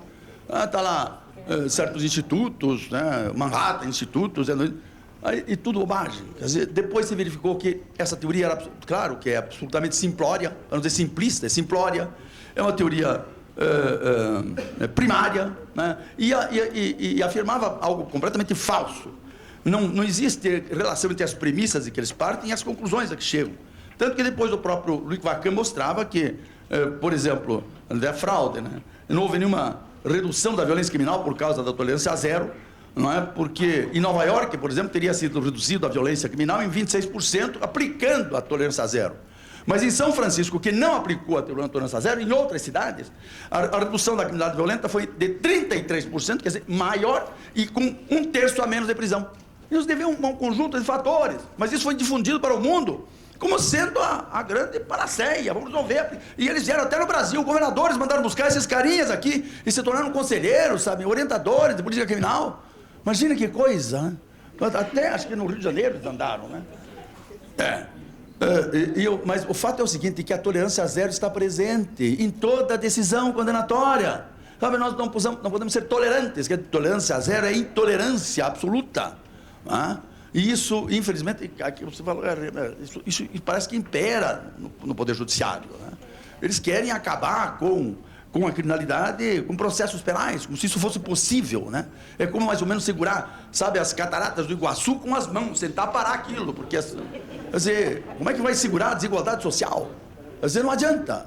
Os Estados Unidos que entraram nessa aí, eles centuplicaram a força policial, a sua população criminal, que passou de 500 para 2 milhões e não sei o quê, né?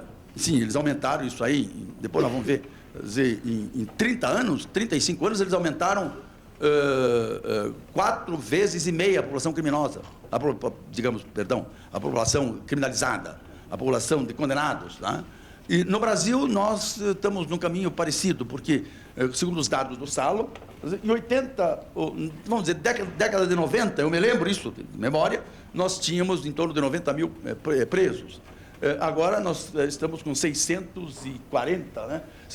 Quer dizer, 9 vezes 7, 63, é isso? Essa é a minha matemática. Então, nós ampliamos por 7 em 25 anos. Quer dizer, a nossa população carcerária aumentou 7 vezes em 25 anos, em menos tempo. Quer dizer, somos o país que mais pune no mundo. Não temos a maior quantidade de presos ainda em números absolutos, mas vamos ter logo. Quer dizer, vamos guardar esse galardão, quer dizer, isso será uma, não é? Quer dizer, a tolerância zero só serviu para um punitivismo desvairado e para uma limpeza de classe. Não que a limpeza tivesse classe, era uma limpeza de classe, quer dizer, as classes sociais inferiores, subordinadas, né, inferiores, inferiorizadas, subordinadas, foram presas. Outra é o discurso do direito penal do inimigo. Né? Direito penal do inimigo. Claro que essa é uma criação de um cérebro doentio, que foi o cérebro do Jacobs, quando ele contemplou aquelas naves que se atribuíam ao Al-Qaeda, né, caindo nas Twin Towers americanas. Ele bolou. Aí o direito penal do inimigo nasceu aqui. E aí ele, quer dizer, o terrorista, né? Assim, ele fez uma distinção entre o cidadão e o inimigo. O cidadão enfim, um criminoso que não é por princípio. Ele pratica crimes, quer dizer, que é apenas uma negação da validade da norma. E que a pena é a reafirmação da validade da norma. Quer dizer, vamos trabalhar com ele, trabalhando com o conceito de culpabilidade. O inimigo não. O inimigo é um criminoso por princípio. É por princípio. Para ele, o crime é uma programação. E a pena não pode ter nada a ver com o fato passado. Por qualquer coisa, nós o neutralizamos e aplicamos uma medida de segurança que vale como pena para evitar os fatos futuros. Quer dizer, a pena para evitar fatos futuros. Quer dizer, a ideia de perigosidade, né? O direito penal do autor. E aqui, não é? Claro que ele está trabalhando com a teoria do consenso, como sempre, no contrato social do cidadão, é capaz de fidelidade jurídica, deles deve-se aguardar que vai se comportar segundo as expectativas normativas, tem uma personalidade regida pelo princípio do prazer, quer dizer, com o qual é possível um modo de viver de comum. Ele pode matar o tio, isso ele diz, eu estou usando palavras dele, pode matar o tio para antecipar a herança, mas ele continua sendo alguém, quer dizer, é o cidadão. O inimigo não. O inimigo é um insubordinado jurídico, né? Ele está em estado de guerra contra a sociedade. Sua personalidade não é regida pelo princípio do prazer. Com ele não há um modus vivendi comum. Estamos falando do terrorista, né? Você está pensando no terrorista, mas também no traficante de drogas, no autor de criminalidade econômica, criminalidade do crime organizado, criminalidade sexual, criminalidade habitual. E aí criou um conjunto de fatos, né, que, digamos, que configurariam o inimigo no direito penal. E a partir daí ele cria um duplo sistema de imputação. E como nós estamos vendo isso no dia a dia, um duplo sistema de imputação. Quer dizer, a imputação penal, o cidadão, segundo a culpabilidade, pelo fato passado. O inimigo não, é perigosidade pelo fato futuro. Quer dizer, na verdade, as sentenças estão cheias disso, para evitar que ele pratique novos fatos, porque ele é perigoso. Não estamos trabalhando com o direito penal pela perigosidade, o direito penal da culpabilidade, pelo fato passado. Quer dizer, estamos constatando uma mudança lógica nas sentenças, na fundamentação. Não, porque é preciso para evitar fatos futuros. Quer dizer, esse é o direito penal do autor. E a questão processual, né? O cidadão processado segundo os princípios do sistema acusatório, o processo legal devido, o inimigo não. Sistema inquisitório, sem garantias. E aí, a forma do processo não precisa ser forma de justiça. Deve ser mesmo uma forma de guerra. É interessante, forma de guerra. É interessante que Foucault vai trabalhar o poder, né, como relação de força, mas que existe como guerra. Mas na verdade nós estamos presenciando aqui uma situação de guerra do Estado capitalista contra a população excluída do mercado de trabalho, contra os subalternos, enfim, que são os inúteis, que não tem, o que se chama de, hoje, como a teoria de Foucault, não tem capital humano, quer dizer, eles não são úteis para ampliação do capital, então eles têm que ser destruídos mesmo. Quer dizer, essa é a lógica do sistema, não é? E, quer dizer, não temos uma jurisdição absoluta aqui igual para todos. Não, é uma jurisdição diferenciada. Mas isso é a proposta do direito penal do inimigo. Quer dizer, acabou a igualdade perante a lei, que de qualquer forma é uma conquista burguesa que desapareceu agora com o direito penal do inimigo. Na verdade, a ideia do direito penal do inimigo é de uma guerra, né? De uma guerra interna, sem garantias do direito penal, né? Reintroduz o direito penal do autor, né? E a desigualdade legal produzida por uma jurisdição penal diferenciada. E, por último, a política criminal, né, atuarial, né, que é uma obra, enfim, do Maurício Stegman, que está aí, né, que foi estudar, é o novo discurso punitivo. Aliás, o livro também do Pavarini, sobre punir os inimigos, tem um capítulo especialmente sobre essa questão da política criminal atuarial, que diz assim: o cárcere funciona. O cárcere funciona contra a criminalidade para evitar a reincidência. E pode funcionar ainda melhor.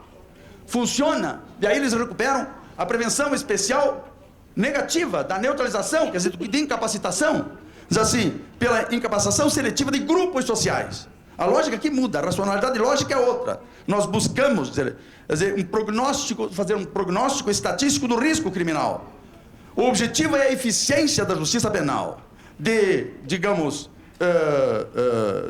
com respostas diferenciadas conforme o nível de perigosidade.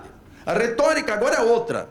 É um cálculo probabilístico do risco de grupos sociais problemáticos. E aí, grupos sociais problemáticos aqui são, quer dizer, onde esse discurso impera e está vindo para a Europa, já foi para a Inglaterra e está vindo para o Brasil, são, evidentemente, os negros, os pobres, os latinos. Não é? Aí o Pavarini fala no governo administrativo da penalidade. Tá? Assim, o vocabulário agora não é mais a imputação da responsabilidade penal, mas é gerir grupos sociais conforme riscos criminais. Quer dizer, a linguagem mudou. A linguagem agora é da estatística, não é mais a linguagem jurídica, não é mais a linguagem do criminólogo. O jurista, o criminólogo não tem a menor importância. Quem faz a política criminal são os estatísticos, são os atuários.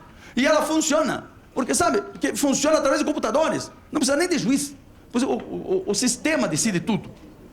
E aí o pior é que o Pavarini informa que 1/3 dos condenados americanos agora são condenados por esse processo. 1/3. Assim, o método, diz ele, né, é a distribuição diferenciada de grupos sociais conforme riscos criminais. Né? com incapacitação seletiva dos mais perigosos. O critério não são estudos científicos, é o cálculo estatístico do risco, né? E aí, com essa coisa da estatística, eles chegaram a um ponto da predição da criminalidade, trabalhando com a criminologia dessa multifatorial, sabe, que trabalha com todos os dados, predição, prognose da criminalidade. E eles usam o seguinte exemplo. Olha, imagina o seguinte: em crimes predatórios, furtos e roubos, assim, 15% dos autores são responsáveis por 50% da criminalidade. Diz assim: se nós, então, identificarmos esses 15%, reduzimos a criminalidade em 50%. Precisamos apenas isolar esses 15%.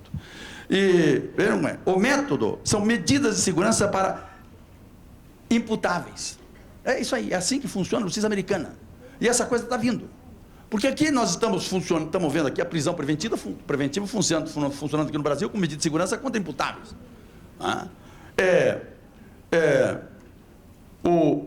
Chegou-se nos Estados Unidos a uma situação de presunção de periculosidade legal. Que diz assim: existe um risco elevado de criminalidade, não, mais que um risco elevado, e certeza de criminalidade, se a pessoa apresentar 4 das seguintes 7 características pessoais. 4, apenas basta. 4. Primeiro, uma detenção por delito. Segundo, 1 ano no cárcere nos últimos 2. Terceiro, encarcerado enquanto menor de idade. Ter estado sob encargo da justiça de menores. Ter consumido droga como adolescente. Ter usado droga nos últimos 2 anos. Ou ter estado sem trabalho durante 1 ano nos últimos 2. Então, este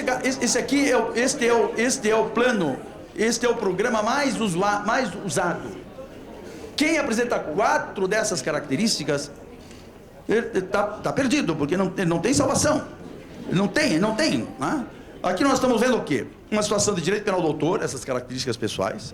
A lógica é a lógica estatística, não é a lógica jurídica. Isso é um totalitarismo punitivo, penal.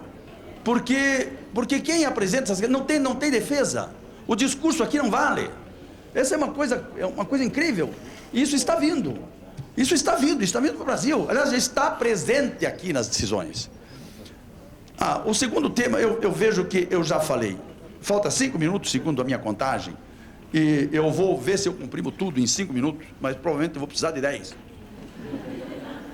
Eu já estou avisando, então, meu amigo André Gianberardino, a questão do abolicionismo, né? Eu olho com tanta simpatia o abolicionismo, eu tento fazer tanta força no sentido abolicionista, né? Eu sou um abolicionista, mas a questão é, cada vez mais eu me convenço, aliás, há muito tempo eu estou convencido de que pretender o abolicionismo no capitalismo é utópico. Que, claro, a abolição do sistema penal, sim, mas em conjunto com a abolição do capitalismo como relação social fundamental. Aí sim, quer dizer, essa é a proposta. Quer dizer, senão nós viramos reformistas, né? Achamos que, através do abolicionismo, nós vamos resolver os problemas. Podemos melhorar um pouquinho, claro. Podemos, às vezes já é alguma coisa, se pudermos plantar uma árvore de maconha em casa, né? Ou você poder ter uma quantidade de maconha para consumir. Eu não consumo, mas digamos, quem consome é uma grande coisa, né? Quer dizer, pode ser que então eu vá experimentar isto, né? Quer dizer, aliás, mas isso que era uma proposta até boa, até a única coisa boa que tinha o projeto primitivo dessa reforma do Código Penal, a única coisa, mais não prestava, mas isso tinha também o aborto, a possibilidade de aborto até os 12 meses de gestação, por vontade da mãe, acabar. 12 semanas, né? 12 meses é muita coisa. Assim, perdão, ele me lembrou muito bem.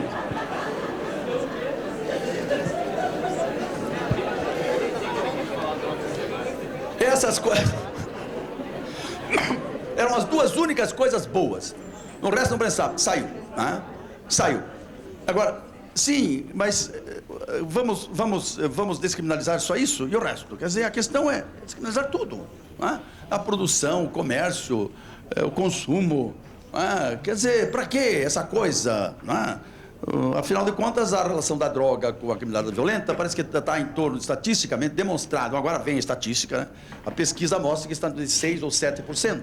E o álcool, em compensação, tem uma relação de 70%, mais de 70% com a criminalidade violenta. E o álcool é uma droga permitida. Então é uma coisa absolutamente estúpida essa Mas enfim, a questão do abolicionismo, né? Eu defendo o abolicionismo, mas acho que o abolicionismo não é possível no capitalismo. Não é? O que não significa que o discurso abolicionista cesse, nós vamos continuar propondo o discurso, só que eu não acredito que o capital possa sobreviver, quer dizer, com a abolição do sistema penal. Estamos falando de abolição do sistema penal. Não é? Aí nós temos que aposentar o Zacconi, né? Quer dizer, como é que vai ser? Não é? Aposentar a polícia, quer dizer, acabar com a polícia. E é isso que pensa, por exemplo, foi isso que pensou o nosso Luc Husmann, né? Diz assim, o sistema penal é uma burocracia. Isso é uma coisa interessante isso. Por que a ideia de abolição seduz? Diz assim, o sistema penal é uma burocracia, que tem por objetivos externos e internos. O objetivo externo é o objetivo de repressão, castigo, que é uma bobagem, é um sofrimento estéril, determinante de despersonalização e de dessocialização das pessoas, né? E produz estigmatização, marginalização e carreiras criminosas. E não faz nenhuma correção pessoal e nenhuma reinserção social. Ao contrário, desinsere socialmente. Quer dizer, quem passa pelo sistema formal de controle está perdido por uma vida socialmente, enfim, útil ou digna, né? E os objetivos internos, às vezes, os objetivos internos dessa burocracia, em primeiro lugar, é crescer, não é isso? Essa burocracia quer crescer. Crescer, zelar pelos seus membros, pelas carreiras, pelo salário dos seus membros. E crescer significa crescer não só os delegados, os policiais, etc., mas a população carcerária. Aí vem aquela coisa que nós vimos já nos Estados Unidos e no Brasil, não é? É um ramo do mercado com uma lógica diabólica que mais cresce o sistema penal, mais cresce o sistema policial, mais cresce o sistema, enfim, prisional. E nós não conseguimos parar. Isso parece aquela coisa de aprendiz de feiticeiro, não sabemos como parar do feitiço, não é? E com o método de imputação de culpas, não sabemos que a culpabilidade dele é uma questão teológica, e é efetivamente uma questão teológica, medieval, né, escolástica, indemonstrável, porque estamos aí. Ele faz a crítica, né? Nós punimos porque o sujeito é culpável pela realização do injusto e não conseguimos demonstrar o fundamento ontológico da culpabilidade, quer dizer, o poder de agir de outro modo, essa liberdade de agir de outro modo. Quer dizer, pelo contrário, nós caminhamos na direção inversa. Toda a psicologia, a sociologia mostra que enfim, o comportamento humano é determinado, quer dizer, a psicanálise é determinista. Quer dizer, não, a psicanálise é absolutamente determinista. Quer dizer, Freud sempre diz isso e repete isso, quem quer pegar, pegue. O Freud vai ver. Assim, que não há espaço na vida psíquica para a chamada liberdade. Quer dizer, todos os atos psíquicos são absolutamente determinados. Mas aí, como é que eu vou ficar eu, Juarez Cirino, que estudo direito penal, etc., criminologia, e vou dizer, meu Freud está errado? Eu tenho que aceitar o que ele diz, o que diz a psicanálise, né? Então precisamos de uma outra posição aqui em relação a isto, né? O que não quer dizer que o homem não deva responder pelo seu comportamento, mas isso não por causa do princípio da liberdade, mas por causa do princípio da alteridade, porque existe o outro, aí é outra coisa, que existe o outro. A vida social é impossível sem a responsabilidade pelo próprio comportamento, mas não fundada na liberdade. Fala do estigma, fala do reforço à desigualdade, etc. E aí ele vem com um discurso muito interessante. Diz assim, a hipótese é a seguinte, né? Que é possível a abolição, diz ele. Ele acredita, ele é um idealista, né? Eu conheci pessoalmente o Luc Husmann, conversei com ele muitas vezes. Ele falava rindo, é um homem de uma bondade do tamanho do mundo. Era, né? Infelizmente, as pessoas boas morrem cedo. E foi também Barata, foi Pavarini, né? Eu pretendo ser muito mal para viver bastante, né? Porque se eu ser muito bom, daqui a pouco eu estou morrendo também, né? É possível, assim. É possível, a hipótese da abolição é possível, é preciso dar aos funcionários da repressão uma atividade mais útil. E ele é necessária. É necessária. Porque é preciso paralisar essa máquina cega de um sofrimento inútil. Eu estou de pleno acordo, né? Assim, os pressupostos é uma crítica radical ao crime, precisamos de um novo vocabulário. Barata também falava disso, né? De um comportamento chamado o crime de comportamento indesejável, não de crime, de situações sociais problemáticas, a reação social, acabar com punitiva. Então, vamos descriminalizar, vamos despenalizar, vamos desinstitucionalizar, não é? Condição para isso, dizer assim, condição para isso, ele era um idealista, mas não era nada bobo, é um homem muitíssimo inteligente, né? Quer dizer, condição para isto preservação da responsabilidade pelo comportamento. Quer dizer, aquilo, responsabilidade, não responsabilidade fundada na culpabilidade, fundada no princípio da alteridade, pelo próprio comportamento. Quer dizer, isso é uma exigência da realidade da vida social, né?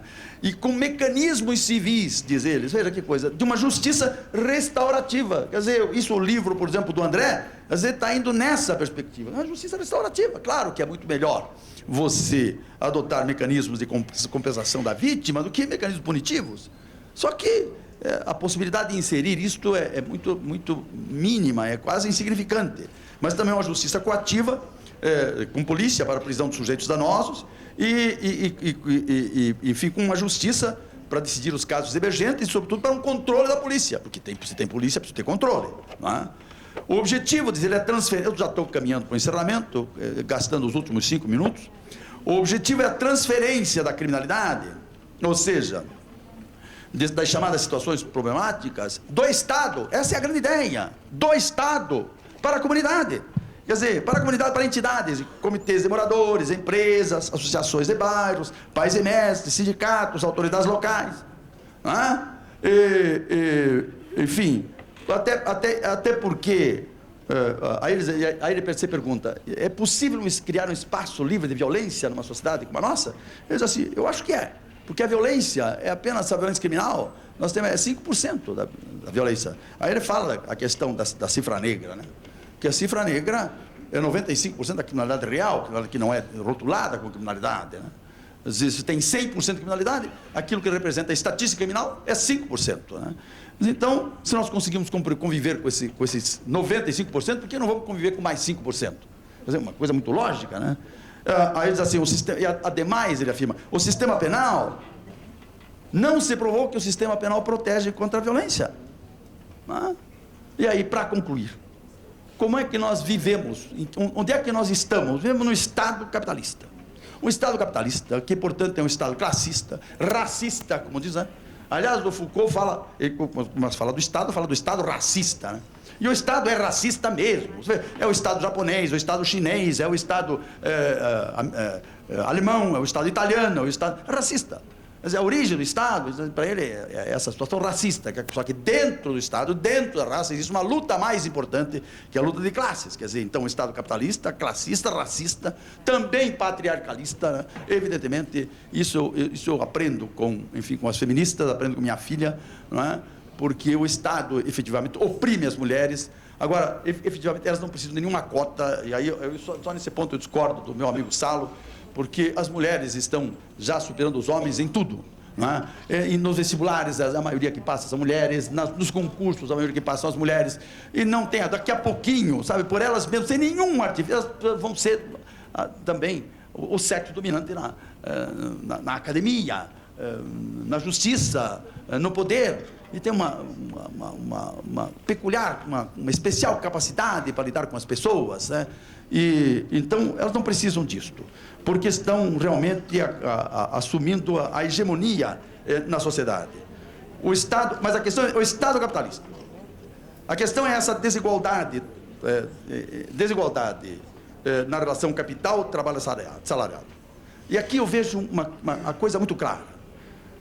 Falamos muito em Estado de Direito. E, efetivamente, nós temos um Estado de Direito. O capitalismo é a sociedade do Estado de Direito. Mas Estado de Direito para os proprietários do capital e para as categorias sociais ligadas à acumulação do capital. Advogados, economistas, contadores, enfim, professores, enfim, criminólogos, né? Que são protegidos como sujeitos de direito no mundo em que nós vivemos. E temos ao lado desse Estado de Direito, mas como constitutivo da sociedade capitalista. Não é que seja uma coisa lá dentro que precisamos combater, não, é constitutivo, isso é inerente à sociedade capitalista. Tem um Estado de polícia permanente, um Estado de polícia para a força de trabalho, que está, tanto para que está no mercado de trabalho, mas especialmente para aquela que está fora do mercado de trabalho. Para a força de trabalho que está no mercado de trabalho, quer dizer, ela é um objeto útil para a expansão do capital, ela está submetida à disciplina do capitalista, à disciplina social do capitalista. Então, está muito bem. Tem capital humano, não é um inútil. Agora, o problema é a força de trabalho, a classe trabalhadora está fora do mercado de trabalho. Isso é um inútil. Em relação a essa, a política de destruição.